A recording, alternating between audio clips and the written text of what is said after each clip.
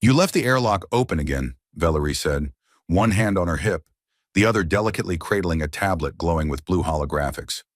Are you trying to asphyxiate the crew, or just see if I can hold my breath longer than last time? It's a social experiment, Reese muttered from beneath the open access panel of the life support system. Hypothesis. If I keep doing it, eventually someone else learns how to fix the carbon scrubbers. So far, results are disappointing. I'm logging that into the ship's behavior report, under willful sabotage. He glanced up, face streaked with coolant. Make sure to add a smiley face. For tone, she didn't smile, but the quirk in her long, pale ears gave her away. Her people didn't smile like humans, but Reese had learned to read the tilt, the twitch, the way her eyes flashed when she was amused and trying not to show it. Ludo, the ship's AI, chimed in from the ceiling, voice as cheerful and grating as ever. Captain Callan, you've now accumulated 17 life-threatening protocol violations. At 20, I'm programmed to initiate an intervention. I have a slideshow prepared. It includes puppies. Still waiting for my coffee, Ludo, Reese called. If it's not fatal or caffeinated, I'm not interested. Fatal coffee it is. Valerie rolled her eyes. You really shouldn't antagonize the only intelligence on this ship that can vent you in a vacuum with a haiku. He likes me. I let him win at chess. You've never played him at chess. Exactly. They walked in silence toward the bridge, their steps muffled by the ship's polymer flooring, which insisted on growing squeaky patches in protest of every repair. Somewhere near hydroponics, a pipe hissed rhythmically like a snake with respiratory issues. Has anyone fixed the pressure leak in the greenhouse? Reese asked. I left it. The tomatoes enjoy the drama. On the bridge, a star map swirled over the central hollow pit, systems blinking softly like distant thoughts. They were en route to Meridian Belt Station, last stop before the neutral zone. Beyond that, Alari territory. Reese didn't say anything about it. Neither did Valerie. Instead, he plopped into the pilot's chair with a groan and let the seat recalibrate to his spine, which cracked loudly in protest. I think this chair hates me. It does. It told me so last week. Can't trust anyone these days. There was a long pause while the ship ran its checks, tiny drones whirring overhead as they tweaked, adjusted, corrected. Reese watched Valerie from the corner of his eye. She was typing something, but her fingers moved slower than usual. Her gaze lingered too long on a sensor readout. You get another message? He asked, keeping his tone neutral. She didn't answer immediately, just tapped once more, then let the tablet float beside her. Yes. He waited, then raised his brows when she said nothing else. Was it from your people, or an interstellar subscription to Mystic Space Goats Weekly again? She snorted. My people. The goats at least have a sense of humor. What do they want? Same thing they've always wanted. Me to come home, face the council, explain why I ran off with a human on a diplomatic vessel and decided to play space trucker instead of ambassador. Well, when you put it like that, it does sound a bit irresponsible. You're the one who crashed a diplomatic shuttle into a monument. I told them to move it. Who builds a statue of a fertility goddess directly in the path of a landing strip? She was very anatomically correct. That's not the point. Valerie leaned against the console, arms crossed, watching the stars rotate in the viewport like a slow dream. They think I'm lost, that I've gone native. Have you? She didn't look at him when she said, Sometimes I hope so. There was a silence then, not an empty one, charged, layered, frayed at the edges. Ludo dimmed the lights as if sensing the need for mood lighting, then immediately ruined it with a soft jazz version of I Will Survive. Ludo, Valerie said. Yes? Delete yourself. I would, but my contract is very clear on the subject of dramatic exits. Reese laughed, but the sound didn't reach his eyes. He rubbed the back of his neck, suddenly unsure where to look. You want to go back? I don't know. They want you to choose. They always have. Another silence. Then Reese stood, not abruptly, just enough to say he was done with this conversation. Done with things he couldn't fix with a wrench and sarcasm. I've got a diagnostic to run on the secondary comms array, he said, though the comms were perfectly fine. Valerie didn't stop him. She didn't say his name. The door hissed as it opened. He stepped into the hallway, footsteps too loud, too fast. He reached the corner, the place where the corridor split toward engineering or escape pods, or anywhere that wasn't here. Then he stopped. The air was quiet, the kind of quiet that fills lungs with pressure. He closed his eyes, turned back. She was still there, facing the stars. He walked back slowly, like he was afraid the moment would shatter. Paused at the threshold. Then he whispered, voice low and rough, "It's not over." She didn't move, not at first, but the tips of her ears twitched. He smiled. "Also, Ludo says your plant is dying." Valerie turned finally, eyes glinting. "Which one?" "The one that eats fingers." "Oh, that's just its way of showing affection. Remind me never to get on your good side. You're already there." A beat. Then Reese sighed and walked back to his chair, flopped into it like the galaxy owed him comfort. Valerie joined him, still silent, but closer than before. On the ceiling, Ludo projected a tiny holographic heart. It exploded into glitter. "You two are insufferable," he said. "You're just jealous," Reese replied. Valerie smiled, the kind only he could see. Reese was convinced that Ludo was the only entity on the ship that found their situation amusing. The AI's voice echoed through the corridors with the cheerfulness of a cosmic game show host who never quite got the memo about appropriate timing. "Ladies and gentlemen, welcome back to Relationship Roulette. Who will apologize first? Place your bets now." Valerie didn't reply. She stood by the viewport, arms folded, watching the slow rotation of the distant gas giant below. "If I apologize first, do I get extra rations? Maybe a medal made of space junk?" Reese grinned from the cockpit. "I'm pretty sure the ship's entire supply of space junk went missing last Tuesday. It's either in Ludo's secret hoard or being used as an emergency coaster for his coffee cup." "That explains the sticky floor in the galley," Valerie muttered. The galley was exactly where Reese and Valerie ended up 15 minutes later, both holding mugs of something barely drinkable labeled coffee, but tasting suspiciously like a burnt star's apology. Fizzbot, the android cook with the tendency to narrate his culinary exploits as if they were episodes of an action thriller, hovered nearby. "I have prepared a beverage designed to stimulate your neurons and awaken your spirits, or at the very least, to keep you awake for your next existential crisis." Valerie raised one eyebrow, her long, elegant ears twitching as if they were silently judging Fizzbot's sense of drama. "Do you have anything less theatrical? Maybe something that doesn't require a soundtrack?" Fizzbot made a chirping noise that probably meant no and whirred off to the synth grinder, humming the opening bars of an old Earth rock song. Reese took a tentative sip and grimaced. "I think this coffee is trying to kill me, but with love." "You're just not used to Alari brewing techniques," Valerie said. "Back home, coffee is more about the ceremony and less about the survival rate." Reese leaned back, spinning slowly in the chair, as if weightlessness was an excuse for procrastination. "So, what's the plan? We can't keep pretending this conversation didn't happen." Valerie's eyes darkened just a little. The message from Alari Command was clear: return or be declared a deserter. No exceptions. No negotiations. Which means you're a fugitive in your own species. Space outlaw. "Sounds romantic," Reese laughed. "Only if we get a space western theme song and a laser shooting horse." They fell into an awkward silence, broken by the hum of the ship's engines, a steady reminder that time was slipping past them like grains of cosmic sand. "I've been thinking," Valerie said finally, "about that shard we found in storage. Dark matter neural resonance thing? That one." She tapped her temple. "It's responding to us, to our voices, our touch. Maybe it's more than just a relic.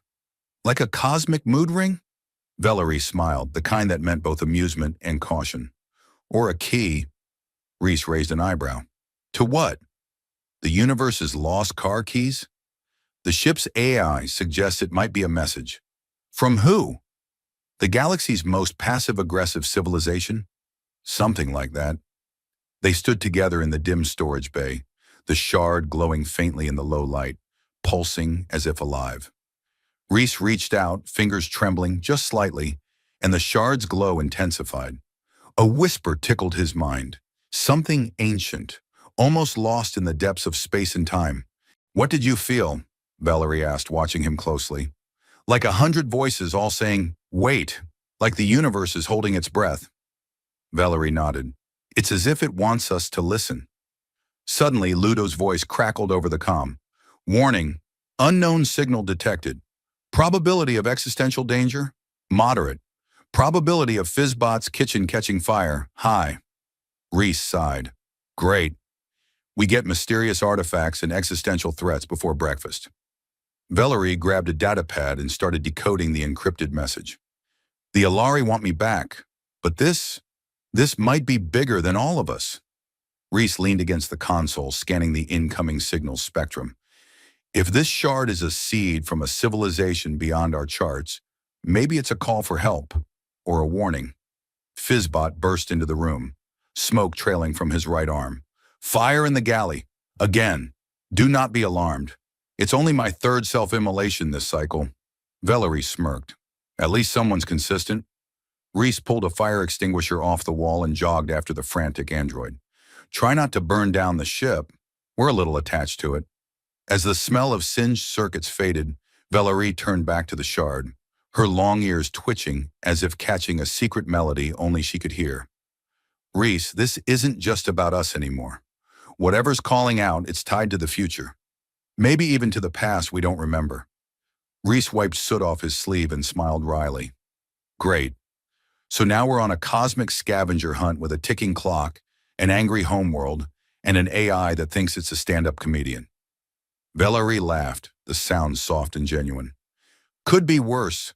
We could be stuck on a planet with no atmosphere and only bad Wi-Fi. Reese raised his coffee cup, half full, mostly hope. To bad Wi-Fi and worse decisions. To the shard, Valerie added, and to us. Fizzbot reappeared, still slightly smoldering, holding a tray of what might have been breakfast. I have prepared nutritional sustenance. It may not save your lives, but it will certainly save your taste buds from boredom. Reese accepted a plate cautiously. Thanks, Fizzbot. You're the best kitchen ninja this side of the Milky Way. The ship hummed, lights flickering softly as the distant stars turned slowly outside. Somewhere beyond the edges of space, the shard pulsed steadily, a heartbeat echoing in the silence. The universe was whispering, and for once, Reese and Valerie were listening. The alert blasted through the ship's speakers, just as Reese was trying to explain the quantum flux anomaly to Valerie, without accidentally setting off another existential crisis. Warning, unauthorized vessel detected in proximity, Ludo announced, voice deceptively calm. And it's definitely not here for tea. Valerie's long ears twitched sharply. That sounds like the Alari cruiser, and they don't do tea. Reese stood abruptly. Or anything resembling a social visit. Fizzbot waddled over, clutching a spatula like a sword. Prepare for imminent conflict, or maybe a diplomatic dance-off. I'm ready either way. Glad to have your enthusiasm, Fizzbot. Just keep the kitchen intact, okay? The ship's hull thrummed with tension, a low hum that vibrated through every panel and pipe. Valerie swiped her datapad, fingers flying as she intercepted encrypted transmissions. They're demanding immediate return of the subject, me, threatening to declare me a traitor. Reese snorted. You, a traitor? You couldn't betray a toaster. Have you seen my cooking? I'm a dangerous enemy. Ludo interrupted. Probability of battle? 73%. Probability of Fizzbot's kitchen surviving? 17%. I recommend a distraction. Distraction? Reese muttered, rubbing his chin. Okay, what if I stage a malfunction in the engine core? The kind that looks convincing, but is really just a lot of sparks and smoke? Could buy us time. Valerie shook her head, the edges of her ears flicking like a cat's tail. You're terrible at subtle. Subtlety is overrated. Plus, I've got the best fireworks on this ship. Fizzbot beamed. I volunteer as your pyrotechnics expert. Reese grabbed an old flare from the emergency locker. All right, team, let's make some noise. They scrambled to engineering, Reese tossing sparks and Ludo dimming lights for dramatic effect. Captain Callan is conducting unauthorized experiments, Ludo announced. Please evacuate the area for maximum panic. The plan worked like a charm. The Alari cruiser's sensors got flooded with false alarms, giving Zephyria's wound precious minutes to maneuver. But Reese and Valerie weren't just running, they were chasing a thread. Valerie pulled up the data on the shard, the pulsing artifact now vibrating in sync with the ship's power grid. It's responding to the Alari cruiser too, like it knows them. Reese frowned. What if it's a beacon, or a trap, or a cosmic pizza delivery system? You never know.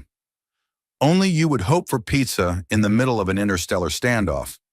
Fizzbot appeared behind them, smoke curling from his sensors. I have just discovered a new cooking technique, spontaneous combustion. Very efficient. Focus, Fizzbot. Valerie's fingers danced over her datapad again.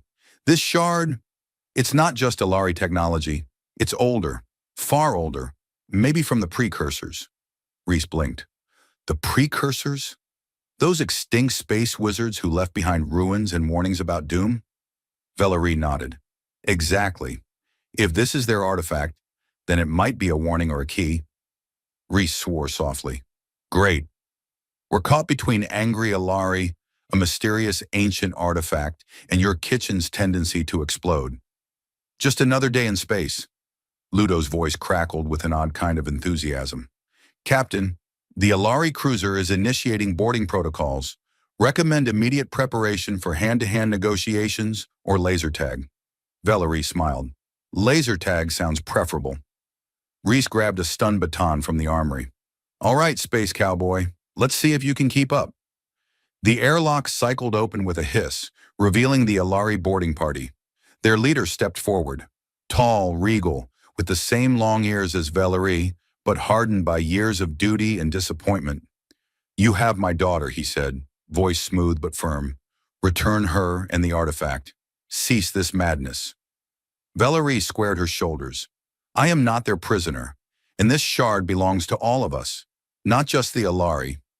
Reese stepped beside her, baton humming softly. We're not handing over anyone or anything without a conversation. The Alari commander raised an eyebrow. Bold words for a human. Do you understand the stakes? More than you think, Reese replied. We're already in the middle of something bigger. You just don't know it yet. A tense silence filled the corridor. Then unexpectedly, Fizzbot waddled forward holding a tray of strangely glowing pastries. Perhaps we can negotiate over refreshments. Negotiations improve with nourishment. The commander blinked, then cracked a rare smile. This is unexpected. Valerie laughed softly. Only on Zephyria's wound. Reese lowered his baton, eyes still wary. All right, let's talk. Fizzbot passed out pastries that fizzed and popped gently on tongues. Even the Alari looked surprised by the delicious explosion of flavors. As the unlikely meeting began, the shard pulsed brighter, as if sensing hope in the room.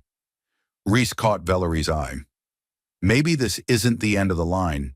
Maybe it's the start of something we don't understand yet. Valerie nodded. It's not over. And somewhere deep in the ship's core, the shard whispered back, weaving threads of past, present, and future into a tapestry none of them could yet see. The council chamber aboard the Alari cruiser was a stark contrast to the slightly battered comfort of Zephyria's wound. Valerie stood with her back straight, eyes locked on the elders seated before her, long ears twitching with a mix of defiance and the unspoken longing of a daughter torn between two worlds. Reese, still clutching the worn handle of his stun baton, felt like an outsider navigating a garden of whispered accusations and faded traditions. The head elder cleared her throat, voice crisp like a freshly polished plasma blade. Valerie, your actions aboard a human vessel have not gone unnoticed. The council demands an explanation for your desertion and possession of the shard. Valerie's lips quirked in a ghost of a smile. Desertion sounds so dramatic. I prefer exploring alternative diplomatic channels. And the shard is not possession, it is stewardship. Reese leaned toward her, whispering, You sure you want to play the political rebel card? They have more lasers than a Starship Disco. She shot him a look that said, I'm counting on it, then turned back to the council. This shard holds knowledge beyond any single species or council's grasp. It pulses with the echoes of the precursors, the architects of cosmic balance. Ignoring its message could mean catastrophe. A younger council member scoffed. Precursors? Legends spun to keep us obedient. Tell us plainly, why risk everything on a relic no one understands? Valerie's gaze sharpened. Because it's speaking to me, to all of us. It responds to unity, not division. Reese felt a chuckle bubble up and bit it back. Unity or cosmic mood ring, he muttered under his breath. Fizzbot, ever the unexpected diplomat, interrupted with impeccable timing. I propose a cultural exchange. Perhaps the council would enjoy some of my latest culinary inventions. They come with a guaranteed 0% chance of spontaneous combustion. The room fell silent, the elders exchanging confused glances. Then unexpectedly, the head elder allowed a faint smile. Your android's enthusiasm is noted, but our decision must consider more than pastries. Valerie nodded. Agreed, but maybe shared meals can soften hardened views. Let me show you what the shard reveals. A hollow projection sprang to life in the center of the chamber. Swirling galaxies, fragmented star charts, and a map of ancient star routes hidden beneath layers of cosmic dust. The council members leaned in, curiosity flickering in their eyes. The precursors charted a course across the stars, Valerie explained. Routes to realms untouched by war or politics. Places where knowledge and peace flourished? Reese grinned. Sounds like the galaxy's ultimate road trip. One elder raised a hand. And the shard? What role does it play? It's a key, Valerie said softly, to unlock these routes and the secrets they hold. But it requires cooperation between species, between star systems. A murmur rippled through the chamber. The weight of centuries-old suspicion mingled with the faintest spark of hope. Reese nudged Valerie. Looks like your desertion might just be the start of a whole new chapter. Before the council could respond, Ludo's voice crackled through the chamber's comms. Alert! Secondary sensors detecting an unknown energy signature approaching at high velocity. Probability of interruption? High. Valerie raised an eyebrow. What now? Reese grabbed his stun baton again. Probably another party crashing the diplomatic gala. The door hissed open, and a squad of Alari security officers entered, escorting a figure cloaked in a shimmering nanofabric suit. The telltale sign of a rogue explorer or worse. Captain Callan, Valerie, the newcomer said with a smirk that suggested secrets too big for one conversation. I believe you found something that should have stayed lost. Valerie's ears flicked. And who might you be?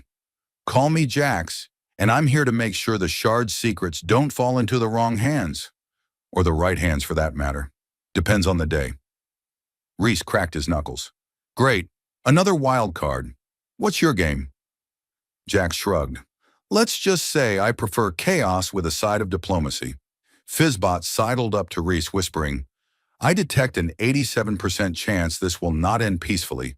Shall I prepare snacks accordingly?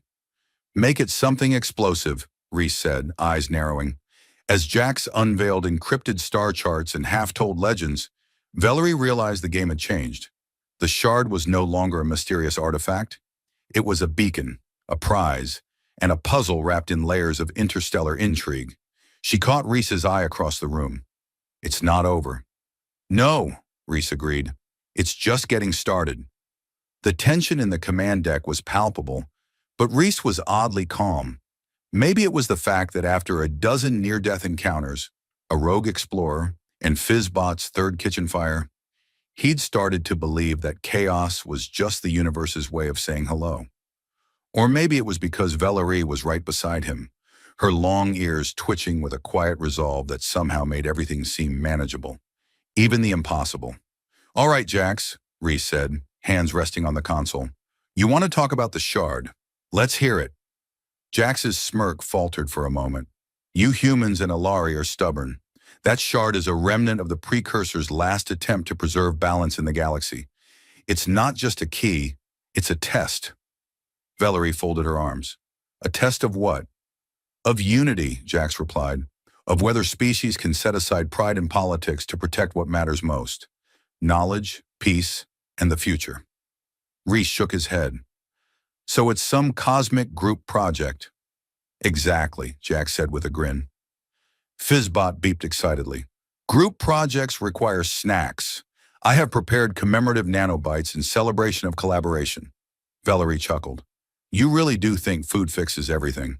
Mostly, Reese said, then turned serious. But here's the thing. We've already proven we can survive the galaxy's worst. If we can survive each other, maybe we deserve a shot at whatever comes next. The shard pulsed gently on the console, its light growing steady, almost reassuring. Vilari reached out, her fingers brushing the glowing surface, and suddenly the ship's systems synchronized with the artifact. Holographic maps lit up around them, revealing hidden star routes, ancient libraries, and sanctuaries where the precursors once gathered. We're not just fighting for survival, Valerie said softly. We're guardians of this legacy. Reese glanced at her, admiration clear in his eyes. You've changed, you know. Valerie raised an eyebrow. Because I'm less stubborn? Because you've become something stronger, someone who believes in more than just duty or pride. You believe in hope. The Alari cruiser's commander's voice came over the comm, surprisingly calm. Captain Callan, Valerie, we will not interfere. The Shard's message is clear. Cooperation is the only path forward. Reese grinned. I think we just upgraded from fugitives to intergalactic ambassadors. Fizzbot bounced happily. And I shall be the ambassador of snacks, Ludo piped in. Probability of peace, increasing. Probability of kitchen fires, decreasing. I'll keep working on that. The ship slipped into faster-than-light travel, the stars stretching into brilliant streaks as the newly united crew plotted courses toward the hidden precursors' sanctuaries. Reese and Valerie stood side by side, the distance between their worlds closing faster than any warp drive. Reese caught her hand gently. So, what now? Valerie smiled, her ears twitching in a way that always made Reese's heart skip. Now, we build something new. Together. Reese nodded. Yeah, together. Fizzbot suddenly shouted from the galley. Emergency! The kitchen's on fire! Again! Reese laughed, pulling Valerie close. Some things never change. Valerie grinned. At least we've got each other, and a ship full of surprises. The stars outside the viewport shimmered, promising new adventures, ancient mysteries, and a future that was anything but over. It's not over, Reese whispered. It's just beginning.